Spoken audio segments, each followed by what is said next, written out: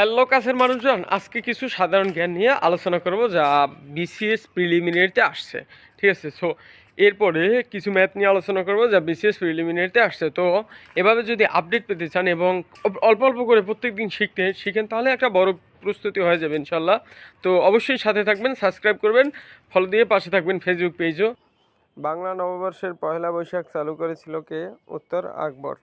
আপনার এই চারটা অপশন মুখস্থ করার দরকার নাই, শুধু প্রশ্নটা পড়বেন আর হচ্ছে উত্তরটা মুখস্থ করবেন, আর কিছু না। ঠিক আছে, ফাইন।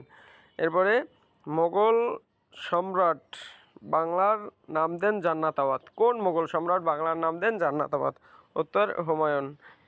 1952 সালের 21 ফেব্রুয়ারির পটভূমিতে রচিত কবর নাটকের নাট্যকার কে ছিল? মনির চৌধুরী। অগ্নিবীণা কাব্যের প্রথম কবিতা কোনটি? প্রলয় উল্লাস। বাংলায় টি.এস. এলিয়টের কবিতার প্রথম অনুবাদক কে? রবীন্দ্রনাথ ঠাকুর।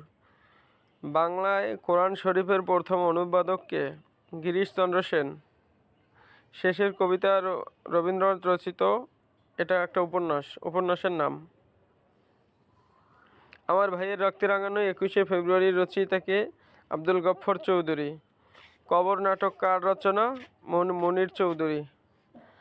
টাকায় 3টি করে কিনে টাকায় 2টি করে বিক্রি করলে শতকরা কত লাভ? এটা অঙ্ক। ঠিক আছে, তাহলে এটা একটা ট্রিক্স আছে। টাকায় 3টি করে যদি আপনি ক্রয় করেন তাহলে এরপর যদি 2টা করে, তাহলে অঙ্কটা একটু দেখাই দিলে ভালো হতো। যাই হোক, এটা স্কিপ করে নিলাম, পরবর্তীতে ম্যাথগুলো দেখাই দেবো। আচ্ছা, এরপর সবগুলোই ম্যাথ। তো আজকে এ পর্যন্তই থাকুক সাধারণ জ্ঞান। পরবর্তীতে আবার দেখা হচ্ছে, সমাধান করে দেবো ইনশাল্লাহ। অবশ্যই সাবস্ক্রাইব করে পাশে থাকবেন।